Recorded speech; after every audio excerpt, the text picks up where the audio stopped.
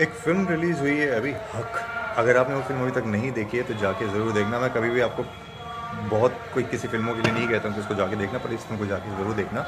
आपको एक ऐसे सच से अवगत कराया जाएगा जिसको फिर से छुपाने की कोशिश करी जा रही थी, जहाँ पे फ़िल्म रिलीज़ होने के पहले इस पे रोक लगाने की मांग करी जा रही थी। हालाँकि मांग जो करी जा रही थी वो परिवार के द्वारा ही करी जा रही थी, पर उसके पीछे किन लोगों का हाथ रहा होगा और किन बड़ी दाढ़ी वालों का हाथ रहा होगा वो आप इजीली समझ सकते हो। Shah Bano case, in case you do not know, 1986 में हुआ था ये, जहाँ पे एक महिला अपने पति के साथ, बच्चों के साथ अपने जीवन यापन कर रही थी, पर अचानक से पति दूसरी शादी कर लेता है और दूसरी शादी करने के बाद पत्नी को आश्वासन देता है कि चिंता मत करो बीवी, मैं तुम्हारा ख्याल रखूंगा, तुम्हें पैसा वैसा सब कुछ दूंगा।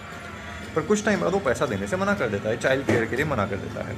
तो शाहबानो जो है भारत के कोर्ट में जाती है कि आप मुझे मेरे बच्चों की देख रेख के लिए पैसा दिलवाइए। भारत की सुप्रीम कोर्ट ने एक डिसीजन दिया कि शाहबानो को मासिक खर्चा जो है उसका पति जो है वो देगा, इस बात को सुप्रीम कोर्ट ने कहा।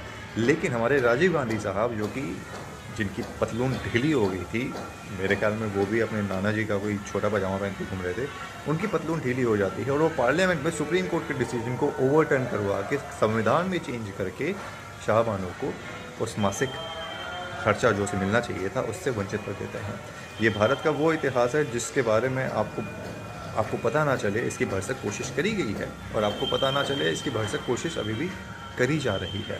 आपको अलग अलग तरीके से हिंदुओं के अगेंस्ट में उकसाने की कोशिश करी जाती है। 2024 के इलेक्शन में कहा गया था कि 400 सीटें मिल गई तो संविधान बदल देंगे ये लोग, दलितों का ये हो जाएगा, रिजर्वेशन ख़त्म हो जाएगा।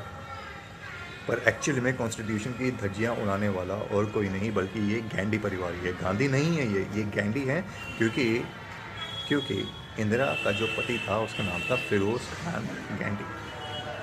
गांधी जो है ऑटोमेटिकली अडॉप्ट किया गया है आपके साथ रिलेटेबिलिटी फैक्टर बनाने के लिए, इस चीज़ को प्रमोट करने के लिए कि हम तो जो महात्मा गांधी के वंशज हैं।